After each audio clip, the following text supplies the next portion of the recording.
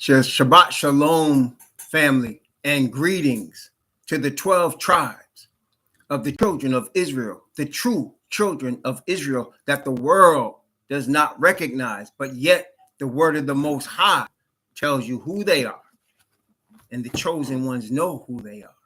Greetings. And to the 144,000 among them who are preparing or being prepared to give a final warning call for the chosen ones to come out of Babylon. Greetings. And to the Gentiles who have believed in the Hebrew Messiah and the true nation of Israel and have been grafted into that nation through the atoning sacrifice of the Father, Son, Messiah. Greetings. Blessings upon those that are working even today in the healthcare field and the first responders who even today are trying to save lives. And blessings also upon those that pick up garbage to keep streets and sidewalks and highways clean and disease-free. And those that make deliveries for our convenience. And double blessings on the men and women who even today are trying their best to deliver and rescue the victims of child molestation and pedophilia, the victims of child pornography and pornography, the victims of child prostitution and prostitution, the victims of human trafficking and sex slavery, and are trying their best to catch and prosecute the profiteers, the perverts, and the perpetrators who profit in this ugly, disgusting human misery, and curses upon those who practice this human misery. Finally, blessings upon the homeless, 600,000 men, women, and children in the United States on the streets, and millions around the world in similar or worse conditions. Blessings upon them, for theirs is the kingdom. Also, greetings and blessings to all the brothers and sisters in the chat. Brother David, Azariah, Isha, listen to your body, Arkawak Banya, Gary, Joseph, Stephen, Kelly, Jay, Blanco, Heavenly Garden, Mark, and whoever else I can't see. Blessings upon all of y'all today, on today, the Shabbat. I started again studying from the beginning. I was reading Genesis last night, and it always amazes me the things that pop out as you're reading the Bible, even as many times as you might have read it, the things that pop out at you as you're continuing to read it. Praise the Most High. And by the grace of the Most High, we're continuing. Please start yours. Again, if you finished, as I did at the end of the Hebrew year, by the way, Happy New Year to the Israelite people around the world. Happy New Year to the Hebrews. Today is the first day of the first month of the year for the Hebrews. Today is the first day of the first month of the year for the Hebrews. Happy New Year to the Hebrews today.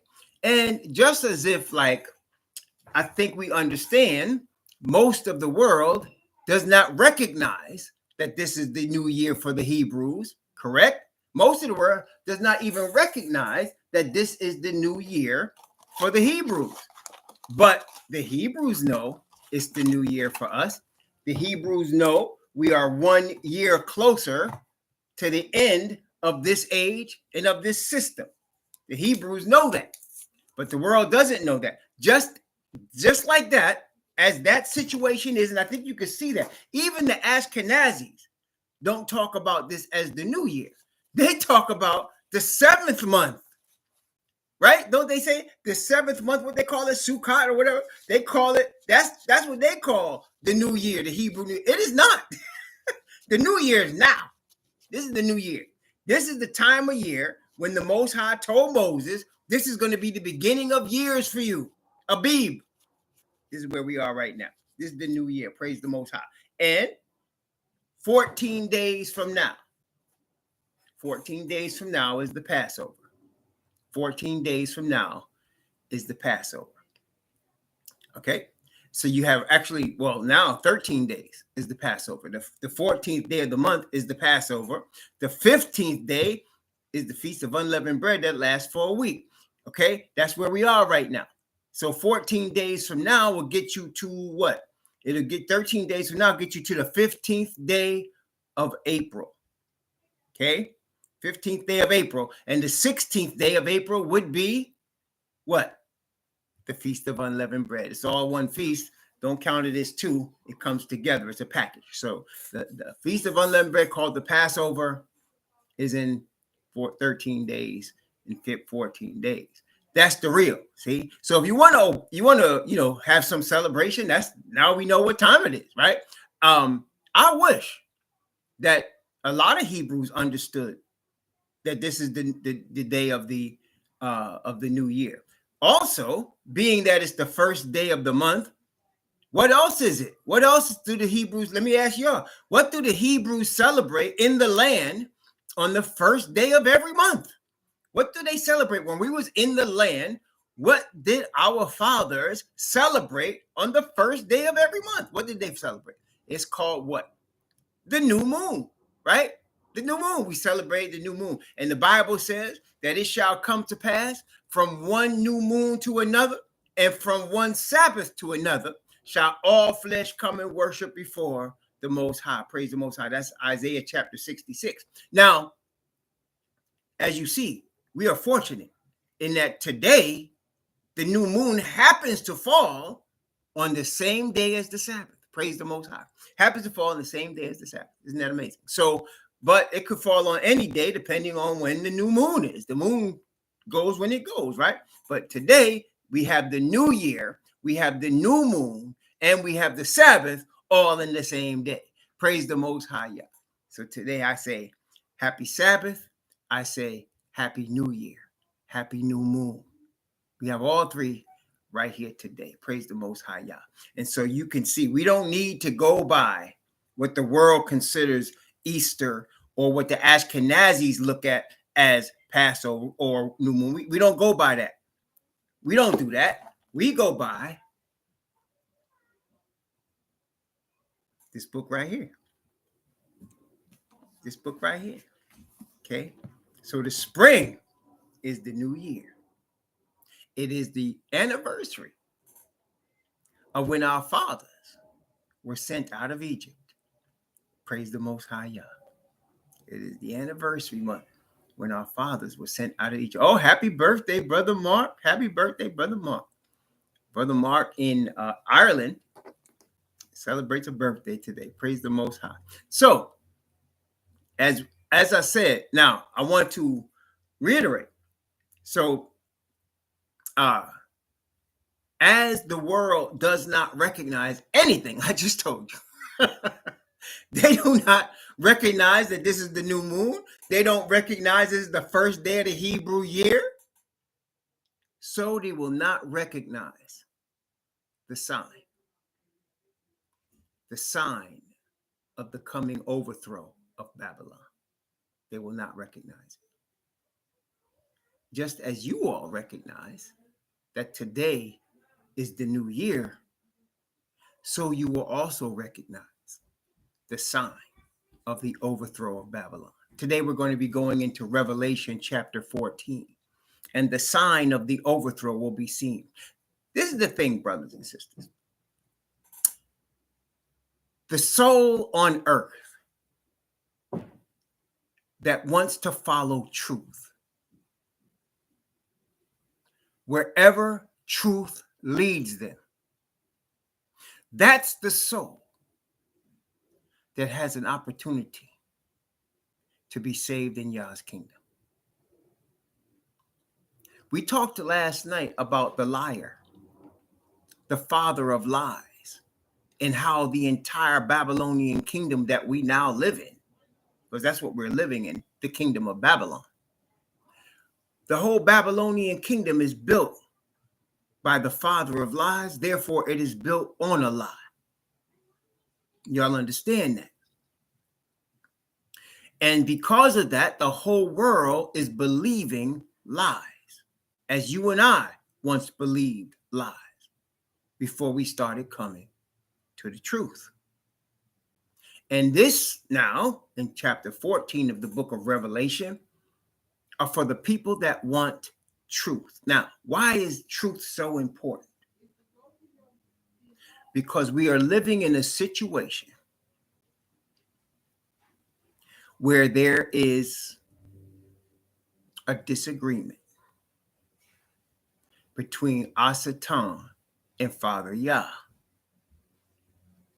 And to the point of the disagreement is Asatan wants to believe that he can be a God maker and that he is the ultimate God above the God makers that he creates. Father Yah says there's only one God. It's himself.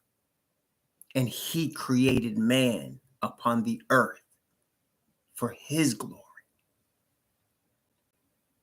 And so you have one side dominating the earth. The other side is for the opposite. It's the truth. So that anyone that is into being a lifestyle, a life of truth, is glory to Father Yah. Anyone that follows the world in terms of its pride, its greed, okay, its lust for power and authority, and its lies, is the world. That's the world. That's the world. That is the devil. That is Asatan's kingdom. That is the kingdom in which we now live.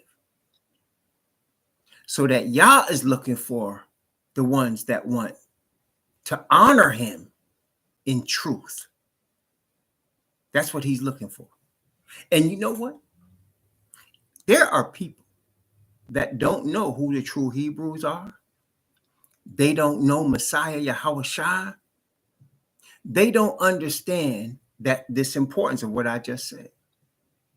Maybe they were born into a family, into a nation that are followers of Islam. Or they were born into a family, into a nation that are followers of Buddha.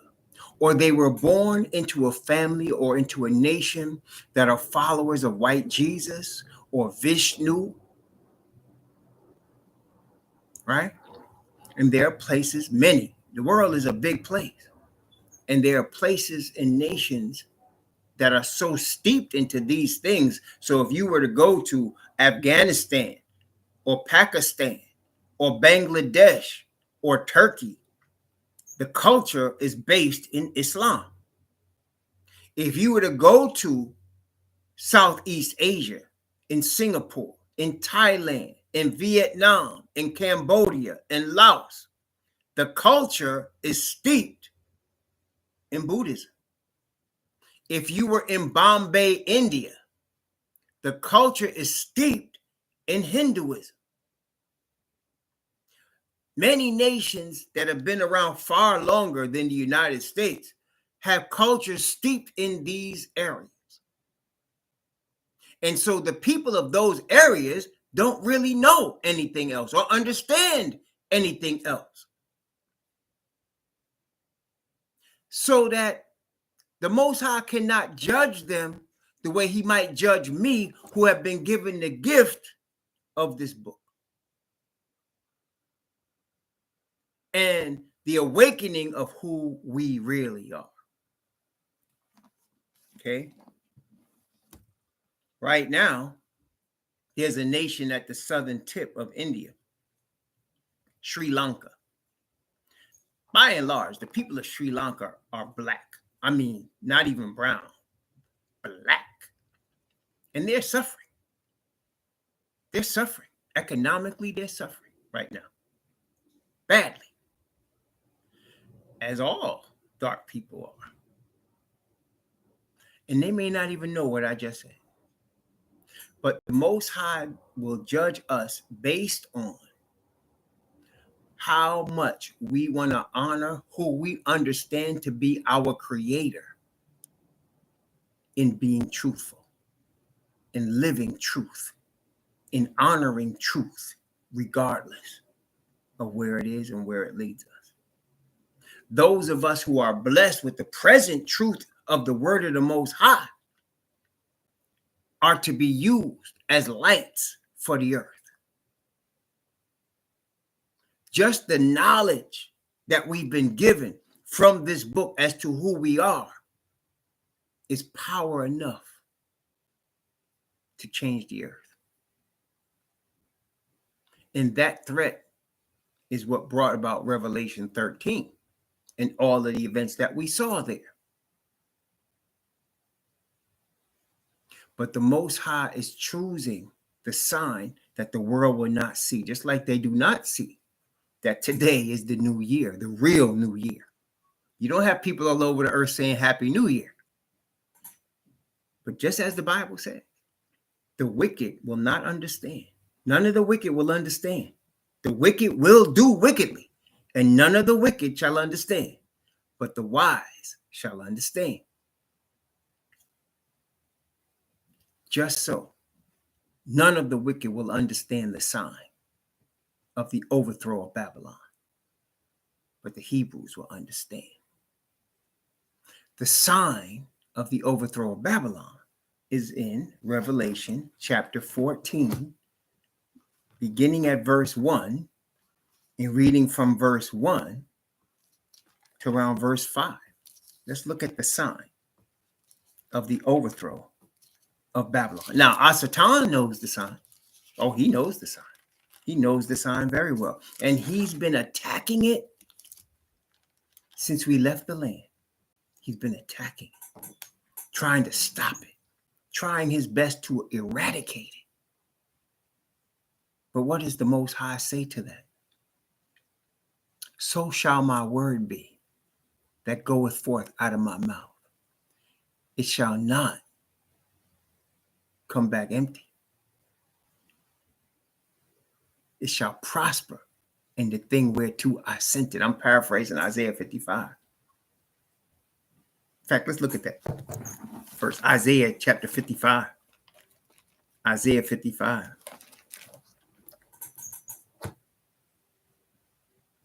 Let's start at verse, Isaiah chapter 55. I'm going to start at verse 8. I'm going to start at verse 8. Go down to verse 11, 8 through 11, Isaiah 55, 8 through 11. Notice what it says. For my thoughts, the Most High is speaking here through his prophet, his Hebrew Israelite prophet. For my thoughts are not your thoughts, neither are your ways my ways, saith Yahweh. As the heavens are higher than the earth, so are my ways higher than your ways, and my thoughts than your thoughts. For as the rain cometh down, and the snow from heaven, and returneth not thither, but watereth the earth, and maketh it bring forth and bud, that it may give seed to the sower and bread to the eater, so shall my word be that goeth forth out of my mouth. It shall not return unto me void, but it shall accomplish that which I please, and it shall prosper in the thing whereto I sent it. Once it goes forth from Yah's mouth, done. It will never return until it accomplishes what he pleases. Matter of fact, as I always like to say, once Yah sets forth a word, all the universe, every object, animate and inanimate, begins to work to accomplish what he just spoke, so that there's no power that will stop his word from coming to pass. Okay? Let's look at another one. We got to let's get a second witness here. Jeremiah, another Hebrew Israelite prophet. Jeremiah, I want to go to chapter 17.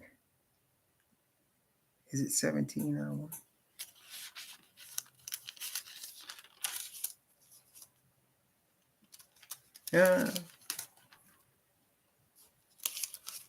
No. I'm going to go to chapter 30.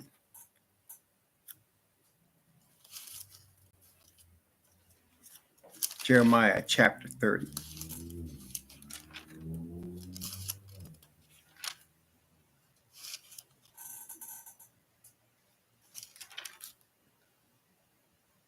I'm going to start in Jeremiah chapter 30 at verse 18.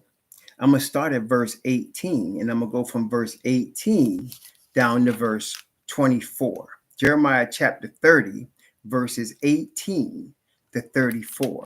Notice what it says. Thus saith Yahweh, behold, I will bring again the captivity of Jacob's tents, and have mercy on his dwelling places.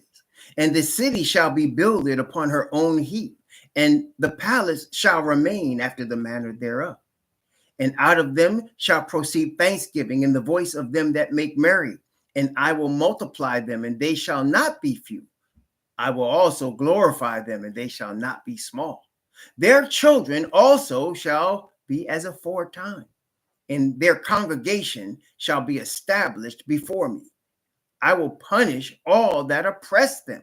The word congregation, by the way, is synonymous with the word church. It is the word church. That is the word congregation. See? And so their church shall be established. That's the children of Israel. Okay? And I will punish all that oppress them. And their nobles shall be of themselves, and their governor shall proceed from the midst of them. And I will cause him to draw near, and he shall approach unto me. Who is this that engaged his heart to approach unto me, saith Yahweh?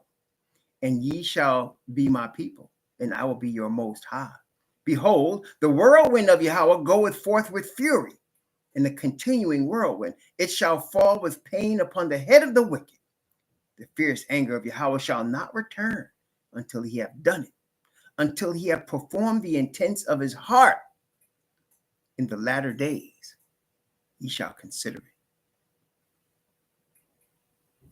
You see, his word goes forth, and it's not going to return. So he said he is going to do what? Bring again the captivity of who? Jacob. In the latter days, that's where we live. You consider it. So that there is nothing that's going to stop Yah's word from coming to pass. There is nothing that's going to prevent him from doing what he just said he was going to do. Nothing. Okay? There's nothing that's going to stop this from happening. And so, brothers and sisters, what did he just say? Jacob. I'm going to restore Jacob's tents. So what is the sign? The sign is Jacob. The sign is among Jacob. You'll see that. Okay. The sign is not with the Gentiles. The sign is with Jacob. Let me give you another scripture.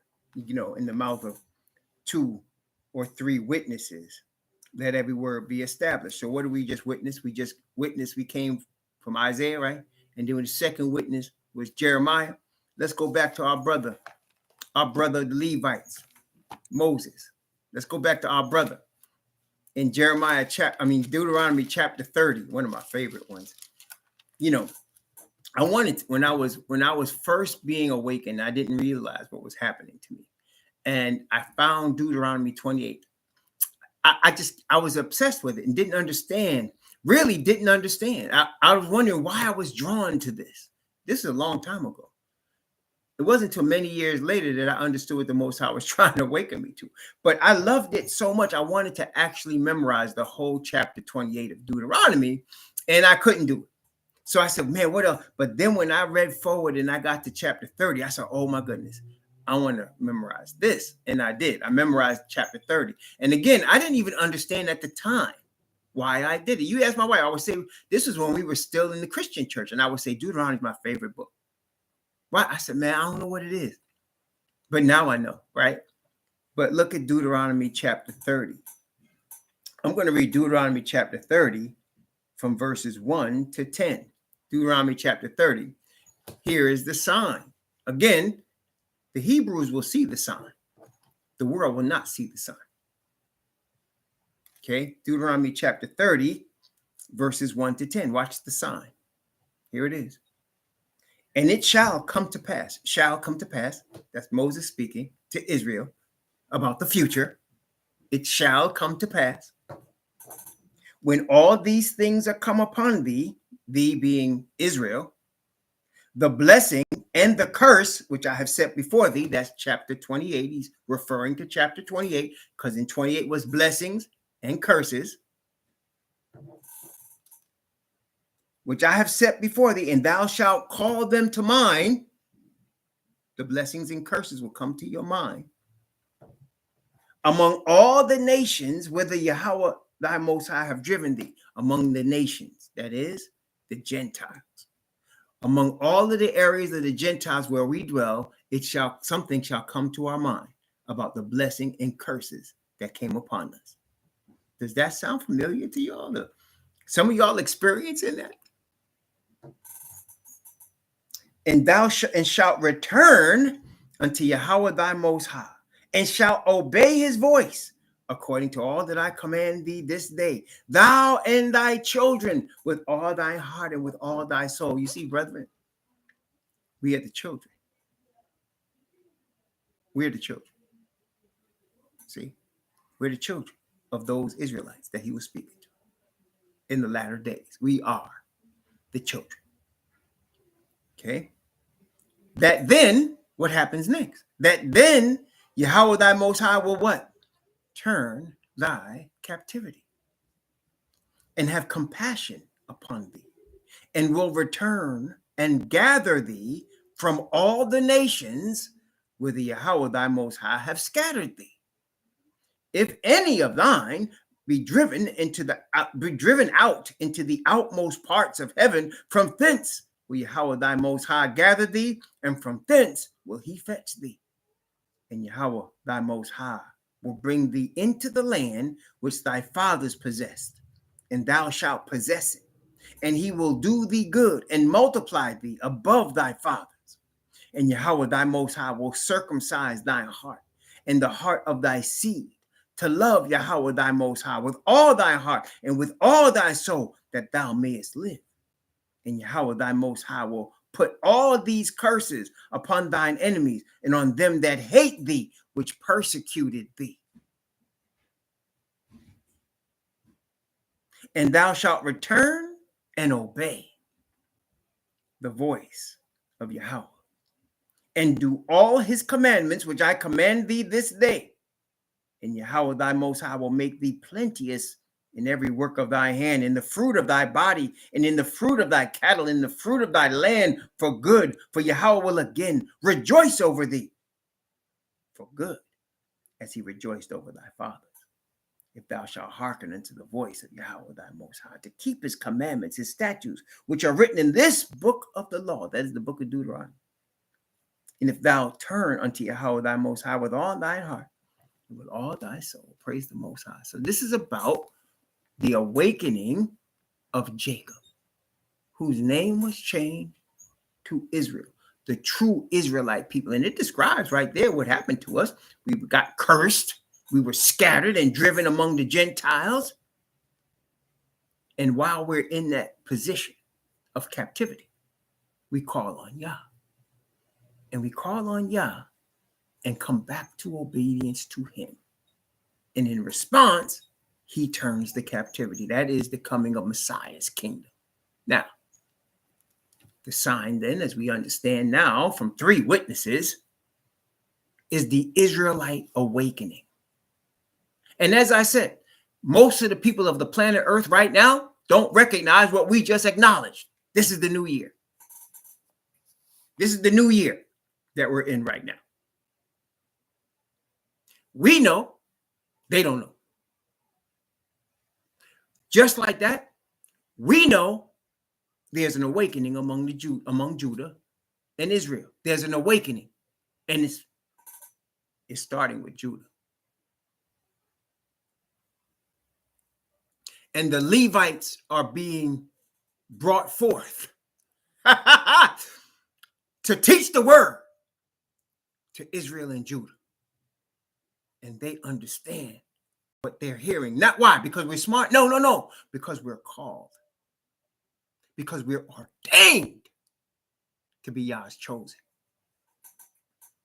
Because we're a large nation? No. Because we got money, we got greenbacks? No.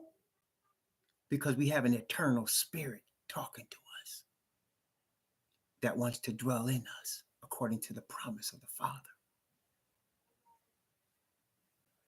That's the sign. While television cameras might be focused on the Vatican and the man-made religions are focused on wood and stone, we're focused on the only true God, Father Yah. And why? Because we are his only true people. There is no other. He's not having a second Israel. He said to Abraham, I'm going to bless your seed. And some people say, well, Jesus loves everybody. Yeah, he does.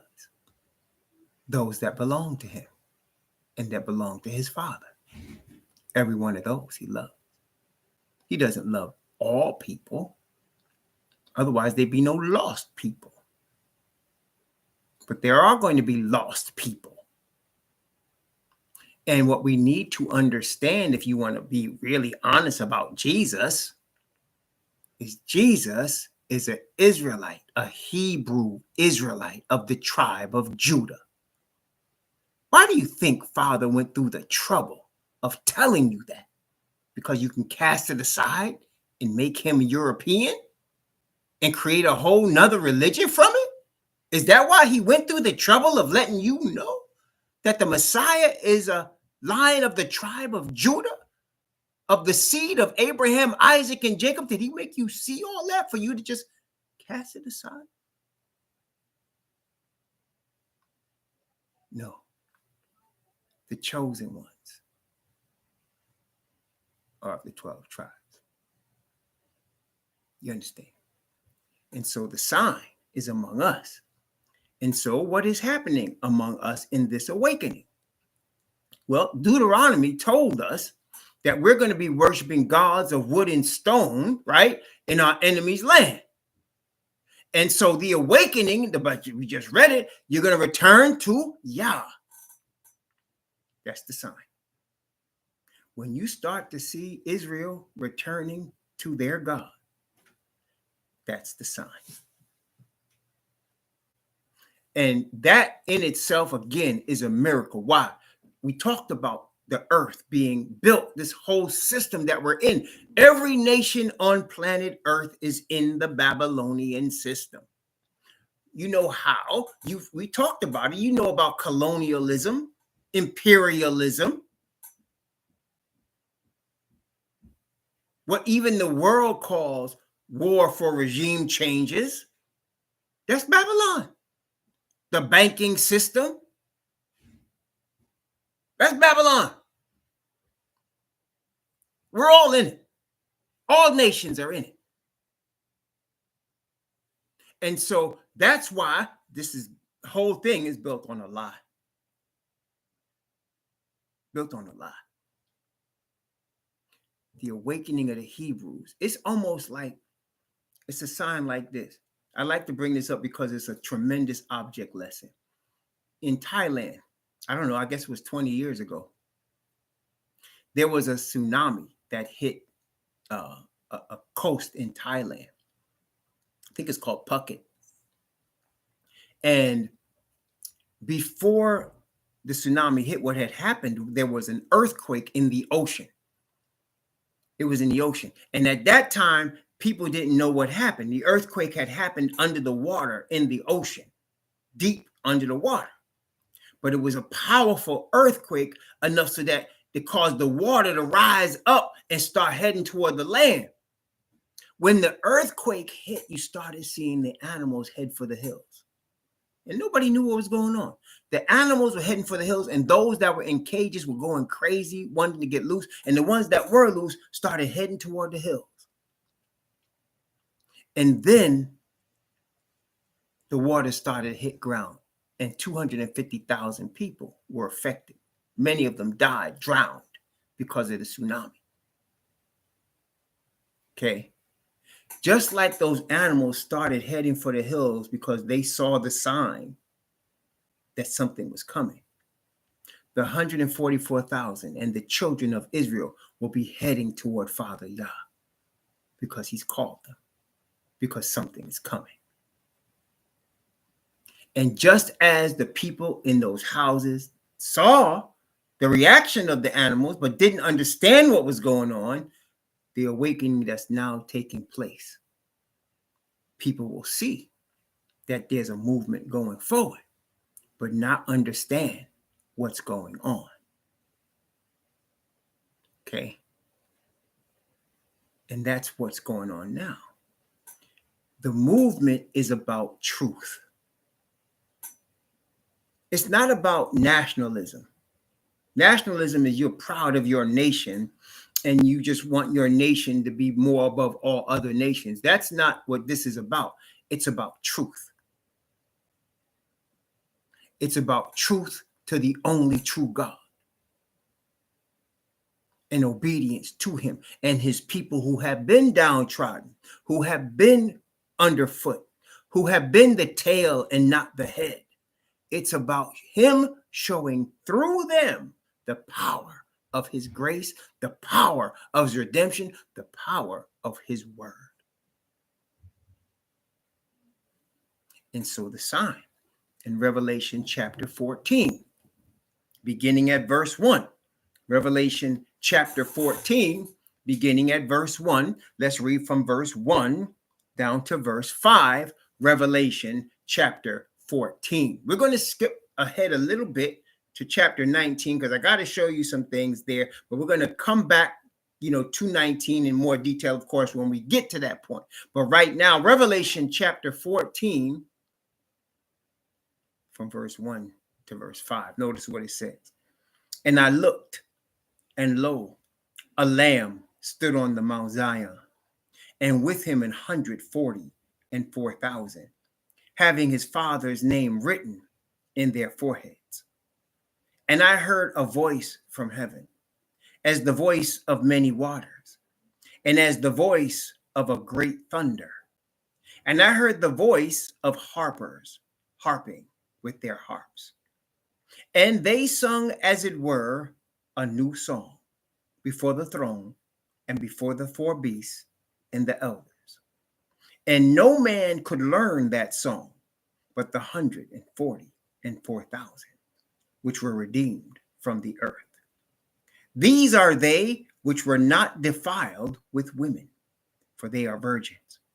These are they which follow the Lamb whithersoever he goeth. These were redeemed from among men, being the first fruits unto Yah and to the Lamb. And in their mouth was found no guile, for they are without fault before the throne of Yah. The key thing here that most people don't understand, because they look at this like Christians do, unfortunately. They look at this as, they take this verse or this set of verses, this is what Christianity does, and they put it out on an island and they start to examine it instead of looking at it as part of a whole, the whole Bible being a body. And you have to look at it as part of the whole instead of just trying to examine it. And so they'll look at it as, an island, and they're saying, well, they're virgins. That means they don't have sex. No, that's not what it's talking about. And in this particular case, you don't even have to go that far. You saw a woman in Revelation chapter 17, a whore that the whole earth follows after and have sex with. That's what it's talking about. And you saw that it said they were what? Redeemed. Who's redeemed but a sinner? A sinner is redeemed. You don't need to redeem. Did Messiah, who was not a sinner, need redemption? He did not. Only a sinner needs redemption. And they are called virgins because they are made pure by the blood of the atoning sacrifice of Messiah. And notice it said, in their mouth was found no guile. What is the word guile? Look it up. It's the word deceit. Deceit as in deception, as in lies. No lies in their mouth. They sing a song. Songs in the Bible represent experiences. Notice, keep your finger there. Let's go back to Exodus chapter 15. Back to Moses for a minute. Exodus chapter 15. Exodus 15 was when the Egyptians were destroyed by Yah. Let's look at starting at Exodus 14 at the height of the drama, when Yah instructed Moses what to do when they were stuck between the mountains with the Red Sea in front of them and the Egyptians behind them. Let's start at chapter 14 at verse 23. Exodus chapter 14 from verse 23 to verse 31. This is going to be similar to our experience. No, we're not going to be at the Red Sea, but we're going to be in the north, the south, the east, and the west, being delivered by Yah. And all of us going to come up with similar situations. And let's hope we pass by trusting in our God, right? Let's go from verse 23 to verse 31 of Exodus 14 before we get into chapter 15. And the Egyptians pursued and went in after them to the midst of the sea, even all Pharaoh's horses and his chariots and his horsemen. And it came to pass that in the morning watch, Yahweh looked unto the host of the Egyptians through the pillar of fire of the cloud and troubled the host of the Egyptians and took off their chariot wheels, that they drave them heavily, so that the Egyptians said, let us flee from the face of Israel, for Yahweh fighteth for them against the Egyptians. And Yahweh said unto Moses, stretch out thy hand over the sea, that the waters may come again upon the Egyptians, upon their chariots and upon their horsemen. And Moses stretched forth his hand over the sea, and the sea returned to his strength. When the morning appeared, the Egyptians fled against it, and Yahweh overthrew the Egyptians in the midst of the sea. And the waters returned and covered the chariots and the horsemen and all the host of Pharaoh that came into the sea after them. And there remained not so much as one of them. But the children of Israel walked upon dry land in the midst of the sea, and the waters were a wall unto them on their right hand and on their left. Thus Yahweh saved Israel that day out of the hand of the Egyptians, and Israel saw the Egyptians dead upon the seashore. And Israel saw that great work which Yahweh did upon the Egyptians. And the people feared Yahweh and believed Yahweh and his servant Moses. Go to chapter 15. I'm going to begin at verse 1. I'm going to begin at verse 1. I'm going to go from verse 1. I'm going to go to verse 11. Then sang Moses and the children of Israel this song unto Yahweh, and spake, saying, I will sing unto Yahweh, for he hath triumphed gloriously. The horse and his rider he hath thrown into the sea. Yahweh is my strength and my song, and he is become my salvation. He is my most high. I will prepare him in habitation, my Father's most high, and I will exalt him. See, they're singing a song that represents the experience they just had of deliverance. Let's continue. Yahweh is a man of war. Yahweh's name is not the Lord. It's Yahweh. Pharaoh's chariots and his host hath he cast into the sea. His chosen captains also are drowned in the Red Sea. The depths have covered them. They sank into the bottom as a stone. Thy right hand, O Yahweh, has become glorious in power. Thy right hand, O Yahweh, have dashed in pieces the enemy. And in the greatness of thine excellency, thou hast overthrown them that rose up against thee. Thou sentest forth thy wrath, which consumed them as stubble. With the blast of thy nostrils, the waters were gathered together. The flood stood up right as a heap, and the depths were congealed in the heart of the sea. The enemy said, I will pursue, I will overtake, I will divide the spoil. My lust shall be satisfied upon them. I will draw my sword, my hand shall destroy them. Thou didst blow with thy wind. The sea covered them. They sank as lead in the mighty waters. Who is like unto thee, O Yahweh, among the most high, among the gods? Who is like unto thee, glorious in holiness, fearful in praises and doing wonders? Now, let's go back to Revelation 14. What did it say? Harpers were harping, and the 144,000 were singing a song. But there was something about this song. Notice what it says in Revelation 14, verse 3. And they sung, as it were, a new song before the throne and before the four beasts and the elders. And no man could learn that song but the 144,000 which were redeemed from the earth. There's an experience we're being prepared to go through, unlike any experience in the history of planet Earth. And when we are delivered, which we will be, we're going to sing a song, a victory song. Praise the Most High. Okay, and the hint of it is given in Revelation 15. But I want to tell you a little bit about the 144,000. Let me understand this, brethren. In the Bible, when there is a wedding in the Bible, there is no ceremonial oath that is taken. There are no rings exchanged in the Bible. Well, then, what is a wedding in the Bible? In the Bible, a wedding, you have a wedding feast. You have that first. See, today we call it what? We call that the reception. Like in today's Christian wedding, you have two people come together in front of a person that's an official of the wedding, correct? And they say vows usually, correct? And they exchange rings usually, correct? And then they're done. Then they go back. If you're in the United States, you're going to sign papers because you are now married and the state is over your marriage. The state has to ratify your marriage. You sign papers. That is why if you get divorced, you sign a legal contract, and that contract has to be broken.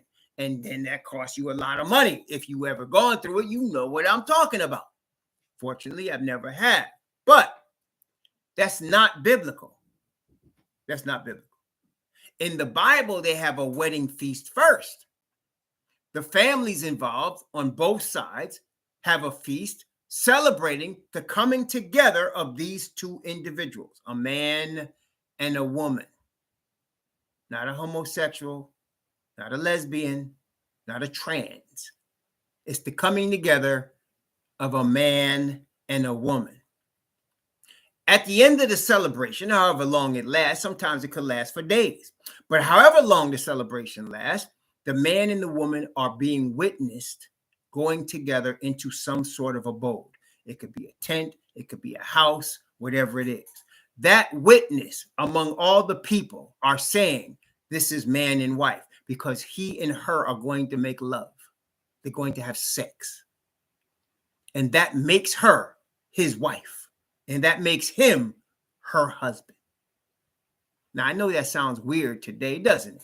In the day and age where people meet on a dating app and have sex, that sounds weird. But in the biblical times, sex was way more sacred than we make it now. Way more sacred. Okay? So that when you see these two and this bear witness of the two families and the people that are there, that is called the wedding feast, the marriage supper. All of the invited guests are bearing witness that these two are going to make love. They're going to have sex. And that makes them husband and wife. So that from that day forward, if that woman is with any other man, there's a problem. Because everybody saw her go with the man that became her husband. Y'all see that? Y'all follow that? Y'all hearing that? Okay.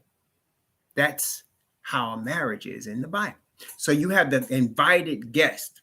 The invited guests represent the fams, the two families, and friends that come together. Friends and neighbors come together, and they're all celebrating that these two people are going to be one, spiritually, physically one. Okay, and that's how it is now. Now, without going into more detail, that's the basis of a wedding. Now, let's look at Revelation chapter 19 real fast. Revelation chapter 19. Revelation 19. Let's start at verse.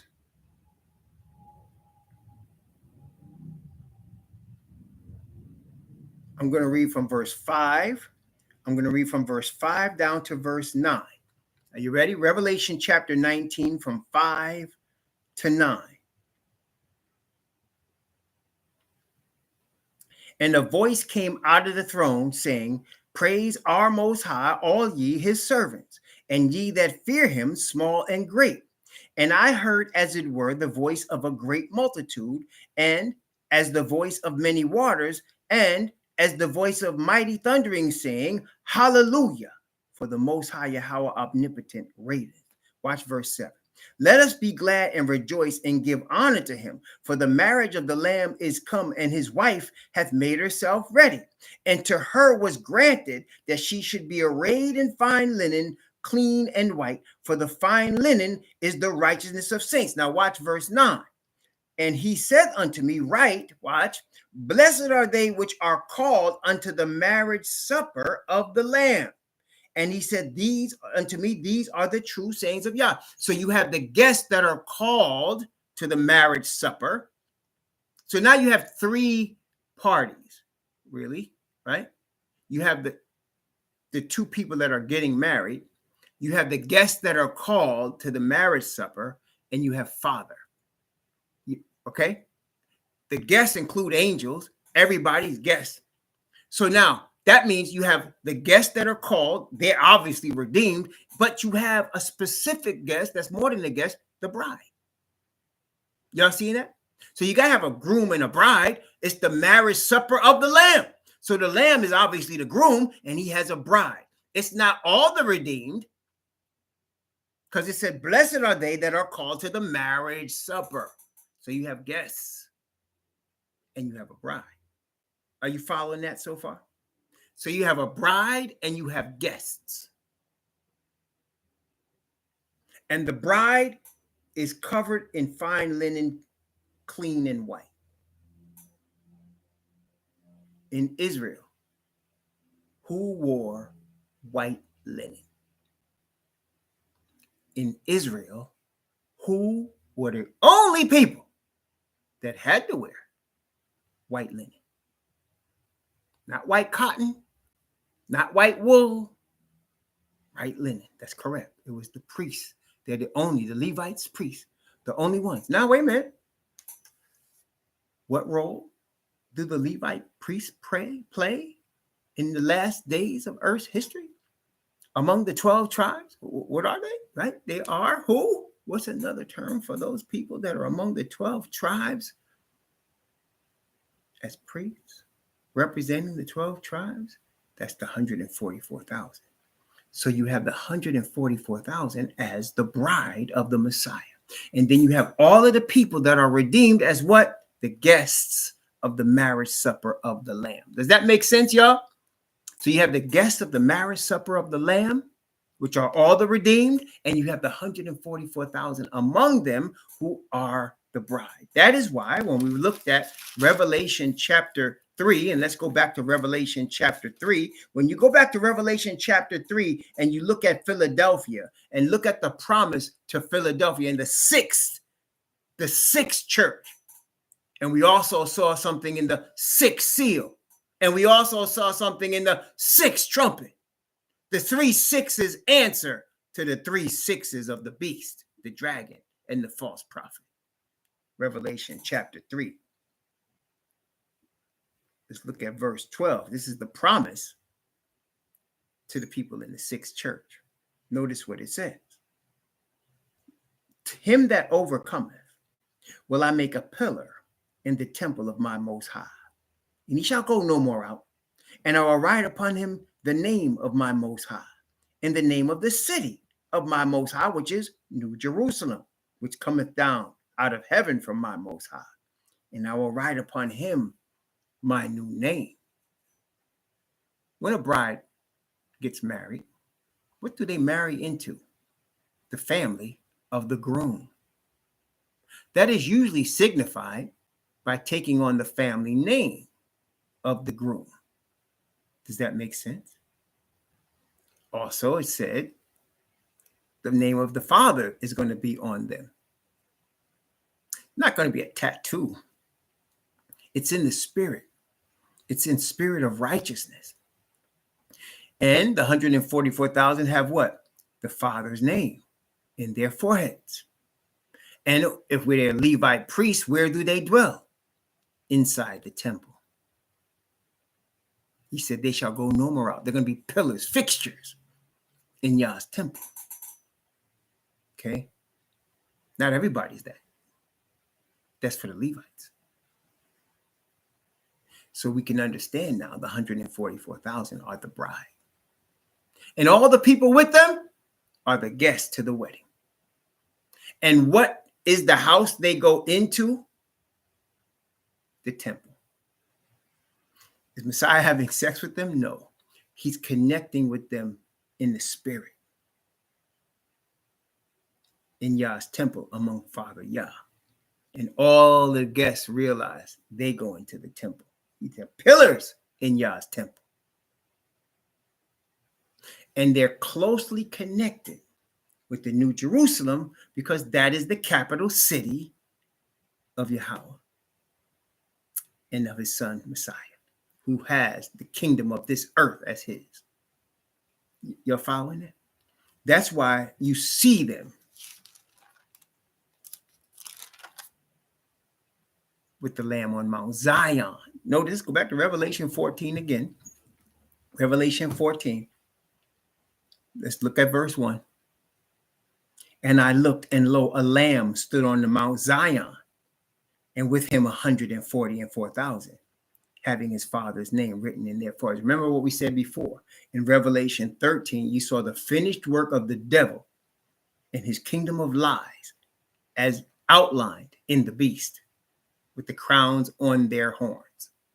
And then the rest of the chapter showed you how they got to that point. Well, in Revelation 14, we see the end of it all. The 144,000 with the husband, standing not just anywhere, they're standing on Mount Zion.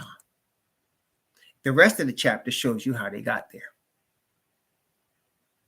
Y'all see that? So now we see the finished product of Yah's chosen in the 144,000. And we see that, and when we got to verse 5, not only did we see that they were redeemed and purified by Yah, redeemed from the earth. So these are people that were sinners that have been purified and made white by the blood of the Lamb. Okay?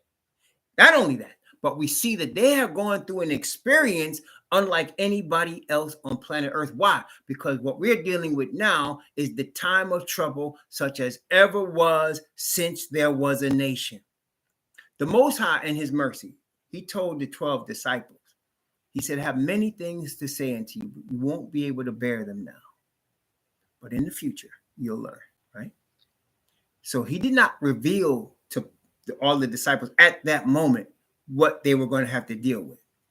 He did not reveal, for example, that some of them were going to be placed on crosses and crucified. Some of them were going to be beheaded. Some of them were going to be skinned alive. Some of them were going to be put to death in various ways. He did not reveal that to them at that time. But as they grew in the spirit of the Father, they were willing to do whatever, so that when Paul was being put to death, he said, I'm ready to be offered. Y'all remember that? 2 Timothy, he said, I'm ready to be offered. Oh, it's for 1 Timothy. I'm sorry, 1 Timothy. I'm ready to be offered. I've finished my course. I've run the course and I've kept the faith. Peter said, if you're going to crucify me, don't crucify me the way they crucified the Master Yahushua, the Hebrew Messiah. Crucify me upside down. These are people that have been sealed in the Father's Spirit and prepared to meet him in whatever capacity he decides. You and I can, be scared or not scared. That's irrelevant. At that moment, Father is in charge of preparing us, and he will give us the heart, the courage that we need to stand for truth. And he has not revealed to us all we're going to have to go through in his mercy, but just wants us to do this. What? Trust him Trust him that he can get us ready. And that's what love to Father Yah does for us. Causes us to trust him. Father, you're going to bring us through. I know you're going to bring us through. The world can't understand that. Never will. Not in the world of lies and deceit. They never will understand it. But those of us that belong to Israel will understand. Okay? Revelation 14. I'm going to read again 1 through 5 before we continue forward. And I looked, and lo, a lamb stood on the Mount Zion, and with him 144,000, having his father's name written in their foreheads. And I heard a voice from heaven as the voice of many waters, and as the voice of great thunder. And I heard the voice of harpers harping with their harps. And they sung, as it were, a new song before the throne and before the four beasts and the elders. And no man could learn that song but the 144,000 which were redeemed from the earth. These are they which were not defiled with women, for they are virgins. These are they which follow the Lamb whithersoever he goeth. These were redeemed from among men, being the first fruits unto Yah and to the Lamb. And in their mouth was found no guile, for they are without fault before the throne of Yah.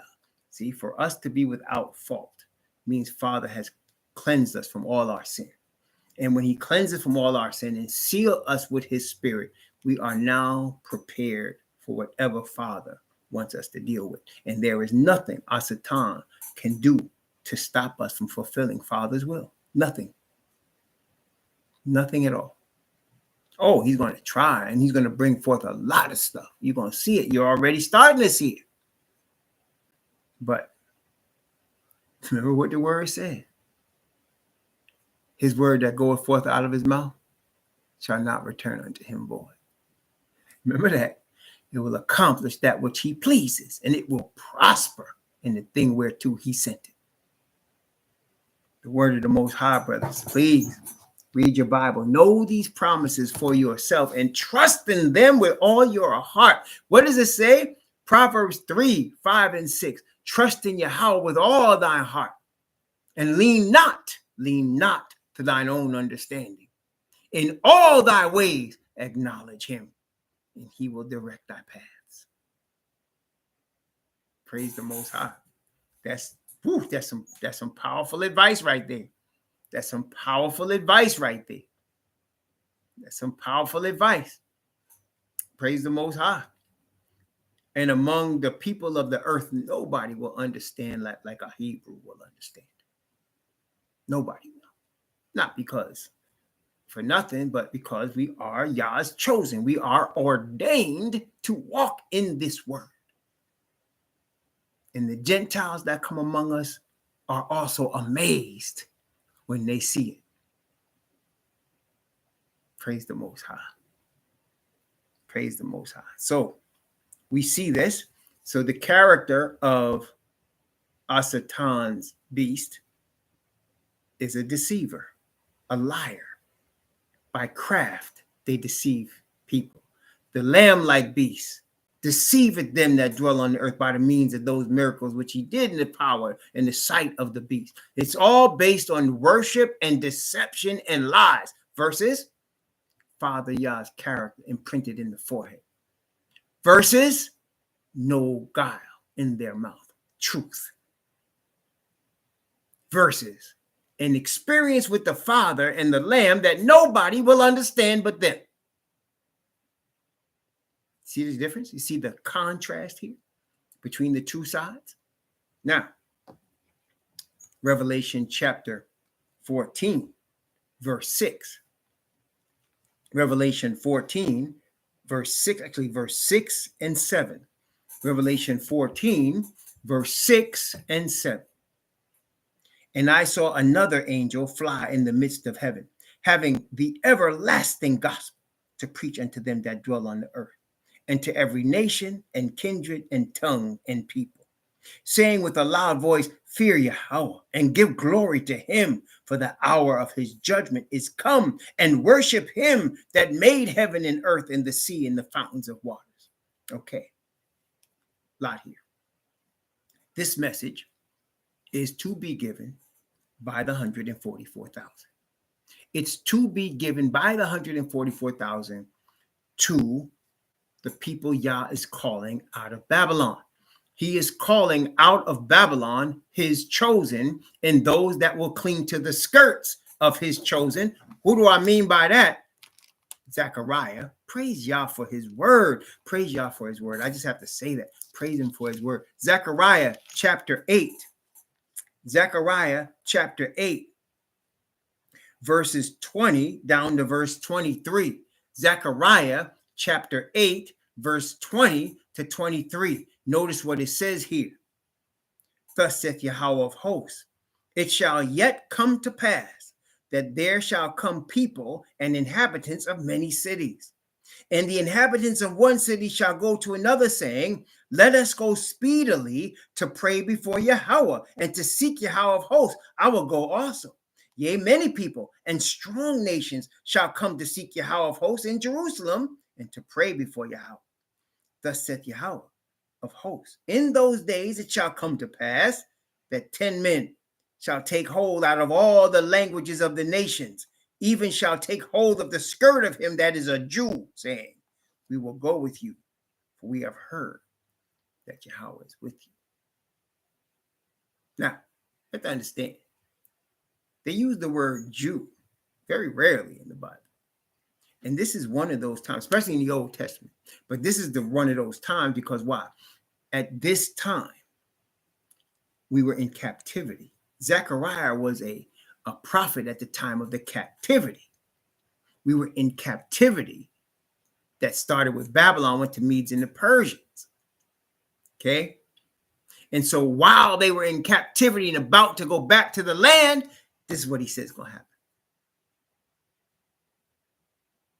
He said, they'll take hold of the skirt of him that is a Jew, saying, we will go with you, if we have heard that Yah is with you. So the call is being made to Babylon. Again, the first and most important stage of coming out of Babylon is leaving man-made worship. Once it comes to your conscious mind in the spirit that you are in a man-made organization, denomination, religion, that Yah from this book did not establish the religion that you're in, and you decide to follow Yah alone. This is especially a call to the Hebrews.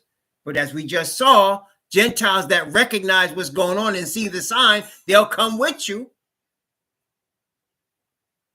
But the Hebrews is the awakened ones, and they're coming back to their God. That call is to come out of these man-made religions, come out from the dragon, come out from his beast, come out from his false prophet. Come out from these places and come back to your God, the God of your fathers, Abraham, Isaac, and Jacob, because they were involved with none of these. Come out of Judaism, come out of Islam, come out of Christianity. None of these people have anything to do with Abraham. Come out from among them and worship your God that your father, Jacob, worshiped. Now, everybody worships him.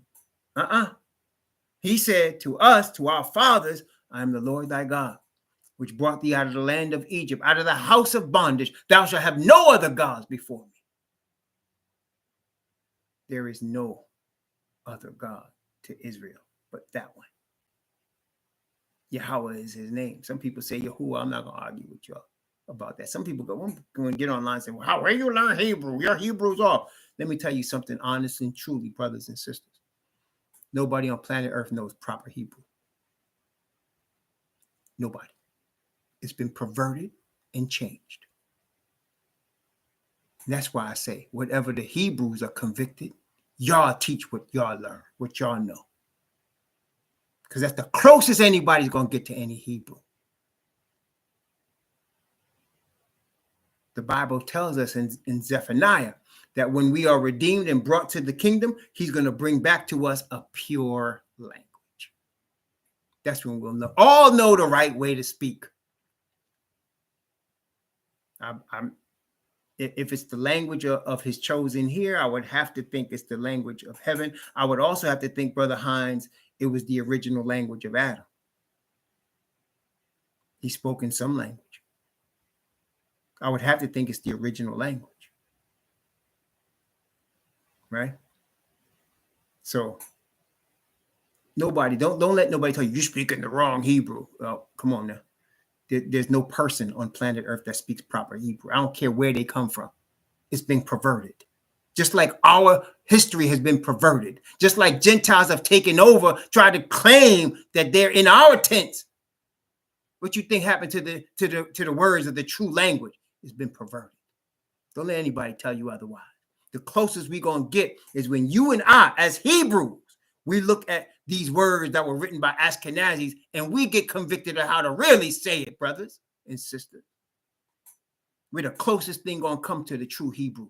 It got nothing to do with their education. It got to do with the spirit in us. We are ordained. We have been created, the nation,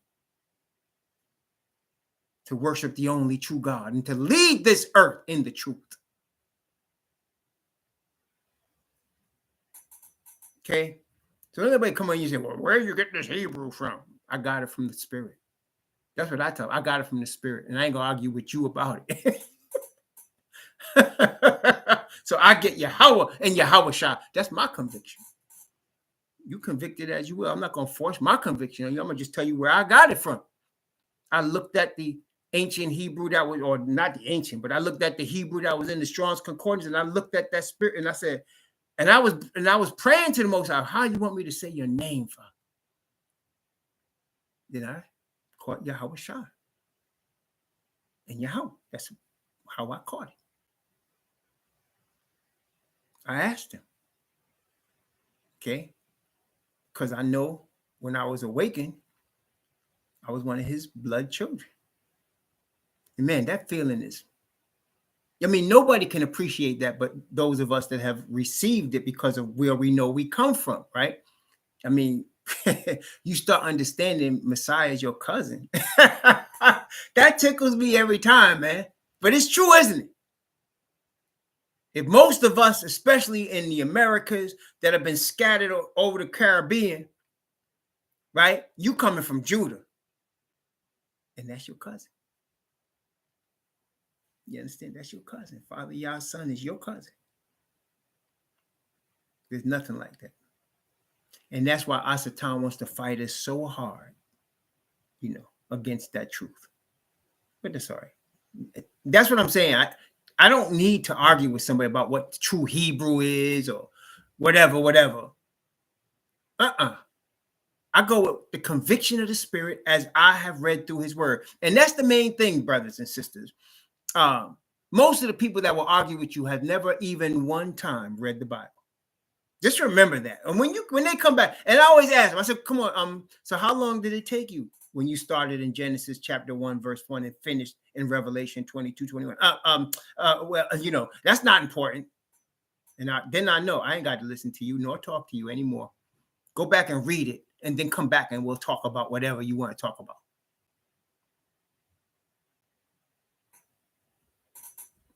You understand? Please. Don't talk to me about a book you haven't read. Come on now. It just amazes me. People going to argue with you about a book that they have never read. It's amazing to me. I'm not going to argue with nobody about the Quran. I have never read it. I've read some verses, but I can't say I read it. I read this Bible, though. I'm not going to argue about your Quran. I'm not going to argue about your Talmud. That's your business. This is my business. Okay? This is my business right here. How do I know it's my business? Not from some scientist that's trying to tell you the earth is billions of years old, from some carbon dating. That's man. My business is the spirit of Father Yah. I ain't got to prove that to nobody. Y'all remember that. You ain't got to prove nothing to nobody. You don't owe nobody no explanation. You owe Father Yah obedience. That's all. You owe Father Yah obedience. You're his children. You owe him obedience. That's it. Okay? Praise the Most High. So the first message comes from an angel, said, an angel in the midst of heaven. Now, understanding what Revelation taught us about angels coming from heaven in Revelation 1:1. The revelation of Yahushua Messiah, which Yah gave unto him to show unto his servants things which must shortly come to pass. And he sent and signified it by his angel to his servant John, who bear record of the word of the Most High and of all the things that he saw. What is that saying? Father Yah has a message. Father Yah has a message about his son. Why does he have to give his son the message about himself? Check it out. Because Messiah always gets his marching orders from his father. Isn't that what he told us? I don't do anything of myself, Father. He said, my Father, whatever I see my Father do, whatever he's taught me, whatever he's told me, that's what I do. So Father is giving some marching orders about Messiah to Messiah. Son, this is about you. This is going to be revealed about you. Okay, Father, call my angel. Gabriel, where you at? I'm right here. Gabriel, take this message down to John. So here come Gabriel. And John is the servant of Yah on the planet Earth. He gives John the message. The message is not for everybody. The message is for Yah's servants. So now John receives the message and bears witness of the message. Does that make sense to y'all? That's it. So here, Revelation chapter 14, you saw another angel. He said he's flying in the midst of heaven. So now you already know where he comes from. You already know what he's bringing. And you already know who he's bringing it to. Let's break it down. He's the messenger from Messiah, of a message Messiah received from the Father. And he's bringing that message to the servants on earth, the 144,000, who are going to bear witness of the message. Y'all got that? And the message is Revelation chapter 14, verse 7. And notice it says, this is what people, and myself included, get confused because I used to be a Christian. And of course, that's confusion. That's Babylon. So that's why I was confused. But notice Revelation 6 says, to every nation and kindred and tongue and people. Why is this message from Father Yah to the 144,000 going to every nation and people and kindred on the earth? Why? Why? Because his servants have been scattered into every what? Into every nation and kindred and tongue and people. That's why. Y'all got that part? So the reason that the message is going worldwide isn't for the sake of the world. It's not. Well, let me ask you, was the message from Moses to the children of Israel in Gershon for the Egyptians? Listen to me now. Was the message that Moses was called to give when he was sent down to Egypt, was that message specifically for the Egyptians? Or was it for the Israelites? Okay. Let my people go, he told Pharaoh. Let my people go, he told Pharaoh, that they may serve me. You got me? So the message is going to all kindreds and tongues and nations and people because Yah's chosen have been scattered into all kindreds and tongues and nations and people. Now, somebody might say, well, what about the people that are not his people in those nations? Do they get a chance? We've been repeating it. And the reason I do that is because I know a lot of Gentiles are concerned with this. Just like during my man Malcolm X's time, they kept asking him, are you guys going to get violent? We're concerned with violence. Do you preach hate? Why were they so concerned about that? Because violence and rape and hate is all they gave to it for 400 years. And they know it's coming back to them. And they're concerned when they see us get together and start awakening. That's their first concern. And it's amazing. I remember they asked Angela Davis that when she was in jail. They asked her. They said, are you people? Are you with the Black Panthers? Are you going to get violent? And she laughed. She was amazed. And they said, what? They said, you bombed our churches and killed our babies. He said, those people, those little girls that were killed were my neighbors. They were my friends. And you're asking me about violence?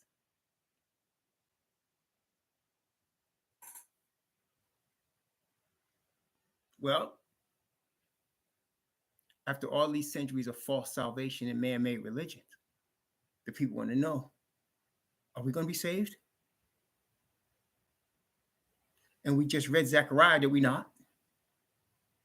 It shall come to pass that all the people of the nations shall take hold of the skirt of him that is a Jew and say, we will go with you, for we have heard that Yah is with you. That's happening now. It's going to continue to happen.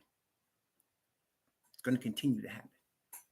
You're going to get people. And that's why, brothers and sisters, there's no coincidence that the young people today, the younger generation, Generation X, Generation Y, Generation Z, they're not into Christianity. They're not into these established organized religions. They're just not into it. And it's not because they're dumb. They just don't feel like wasting their time. That's why. We're in the generation that the last one, they're trying to find something real now. Okay? They're not into wasting their time. Praise the Most High. So now the message is given, fear Yah, give glory to him, for the hour of his judgment is come, and worship him that made heaven and earth, the sea and the fountains of waters. Why does he do that? Because there's only one creator, and he only has shown himself to one people. He had only shown his judgments and statutes and commandments to one people. Only one people in the history of planet Earth have actually heard him talk to them.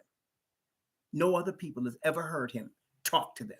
You see, brethren, when a Gentile thinks they're hearing the Most High's voice, this is what y'all really hearing. You're hearing conviction. That's what you're hearing. Conviction. And if you come to where that conviction is leading you, you will find yourself amidst the children of Israel. And then you may hear his voice. Then he'll talk to you. Okay? But not before that. There's a difference between feeling the voice of conviction and actually hearing him thunder his voice to you. Only one people on planet Earth has ever heard his voice. Okay, even he says in his word, nobody has ever heard the voice from the mountain as you have and lived. See, when his voice speaks, usually people die because it's judgment time. But when he speaks to his chosen, it's covenant time. It's redemption time. Praise the Most High. So the first angel is saying, come to the only true God. Come to the only true people. Leave Babylon. You're my chosen. You're my chosen. I've been scattered you to these nations, and I'm calling you out now. Come away from 666. Come away from the beast, the dragon, and the false prophet. Come away from them. And come back to your God, the God of your fathers, your true heritage, your heritage. What does heritage mean? That's what you have inherited. That's what's yours. These names we got from our slave masters, that's not our heritage. This Babylonian system is not our heritage. We have an eternal heritage. Will never be destroyed, can never be stopped, will never be replaced. It will not be left to other people. He wants you to come to that one. That's right. The God of your fathers. That's the call. That's the first part of this call of the 144,000. And you can know right now, it's already started. Have you heard Hebrews teaching? What they doing? They calling the Hebrews back to the Most High. And then some Gentiles coming too. It's not just me. There are people teaching out here. The other ministries.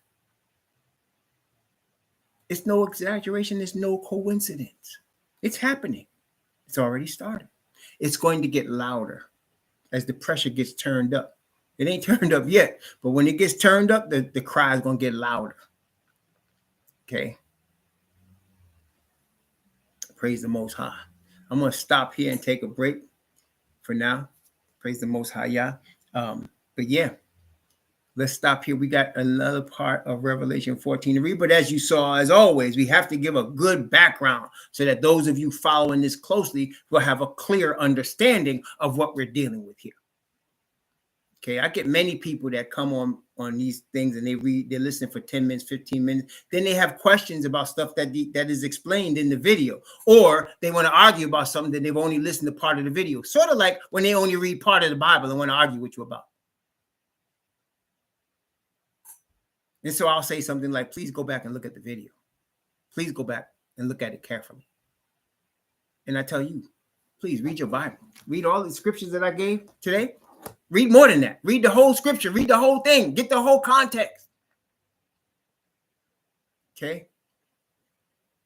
Do that with your Father. He will bless you. He will guide your steps where you should go.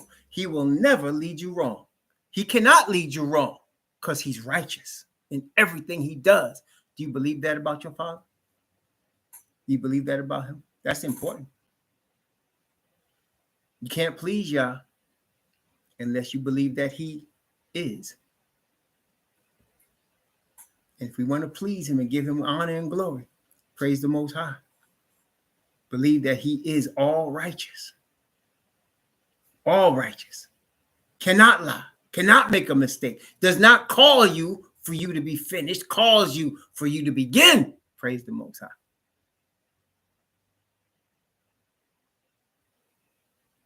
That's right, Brother Walter. That's right. So we'll come back. It's now almost 1:15 Eastern time in Washington, D.C.